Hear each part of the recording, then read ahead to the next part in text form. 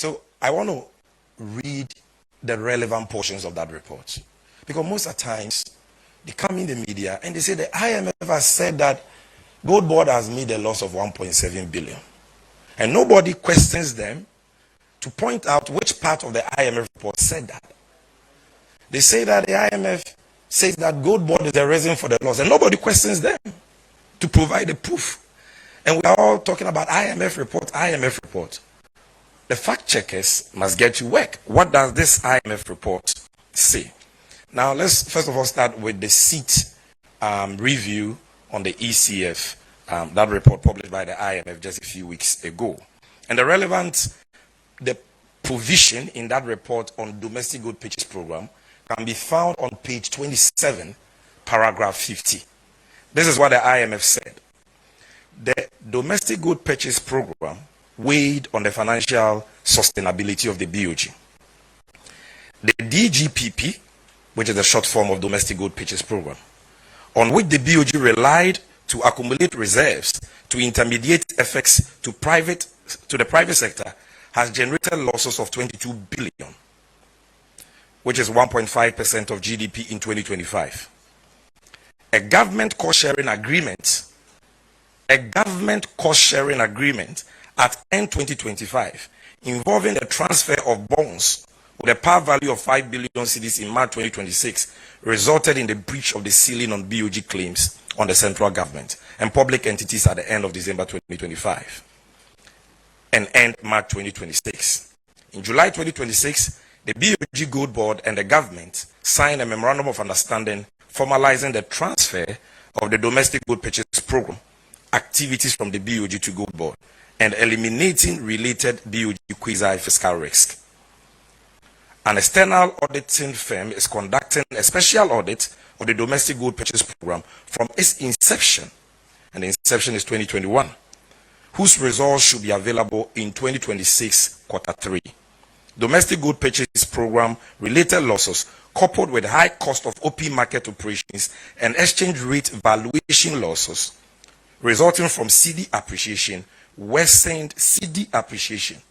worsened the BOG's negative equity position to 6.7% of GDP. This is what they said about domestic good purchase program. Nowhere in this report is Goldbod accused as having caused any loss incurred by Bank of Ghana. The second and last is the IMF report on selected issues, which was published on the 4th of August. Paragraph 13 of that report speaks about the domestic good purchase program. And that is what it says. DGPP operations have generated significant losses for BOG. Losses in 2024. So if you are watching me, you should be asking yourself whether there was Goldbod in 2024. Losses in 2024 were equivalent to almost $400 million, 0.5% of GDP, 1/3 of which were related to gold for oil. In 2025, the significant scaling up of domestic good purchase operations led to losses of over $1.7 billion. So the IMF tells you what led to the losses. They are saying the significant scaling up of the program. It is there, black and white. Then, almost entirely related to G4R Dory purchases. This amounted to a loss of 17% of the value of Dory gold sold by the BOG. Losses accrued on gold trades are a combination of service. This was the only reference to the Goldbod here. So listen, losses accrued on gold trades are a combination of service and asset fees paid to Goldbod, discounts on gold sold to off-takers, and most importantly, exchange rate losses from the spread between Forest Bureau rates paid to purchase gold and the CD reference rate used for BOG accounting. Survey data suggests that Ghanaian ASGM prices are among the highest in the region.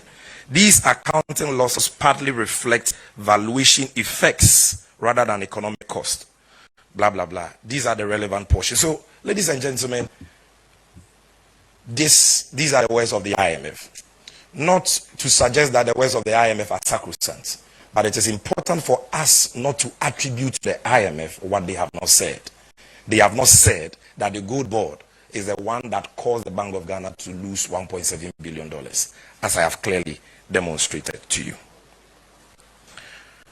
Or Goldbod fulfill this obligation in strict accordance with these obligations under the 2023 gold purchase agreement and fully accounted for all advances it was given in 2025, a total of about 133 billion Ghana cedis.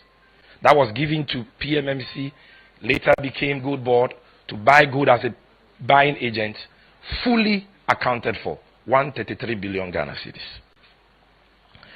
The PMMC Goldbod and Goldbod had no role in the sale of gold by the Bank of Ghana under the domestic gold purchase program. It was not a signatory to any offtake agreements under the domestic gold purchase program.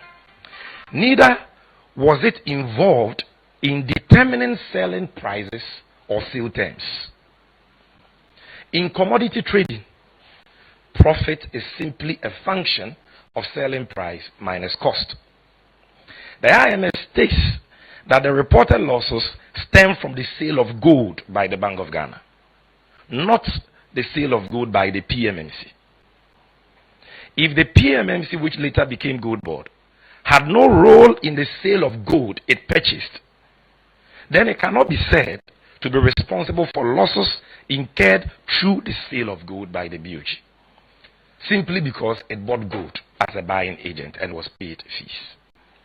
In any case, the under reference IMF report says that the BOG incurred a loss of $400 million from gold sales under the domestic gold purchase program in the year 2024.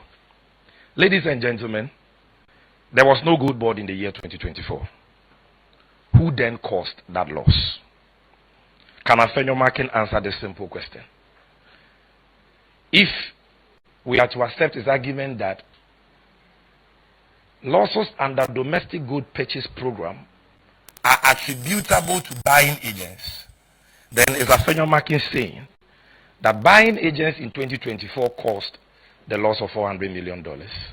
And those buying agents were the PMMC and a private company called Resafire. So why are they not blaming PMMC and Resafire for causing $400 million loss to the Bank of Ghana? Also, in 2025, the Bank of Ghana used a private aggregator called Resafire to buy and aggregate gold under the domestic gold purchase program from January to May 2025.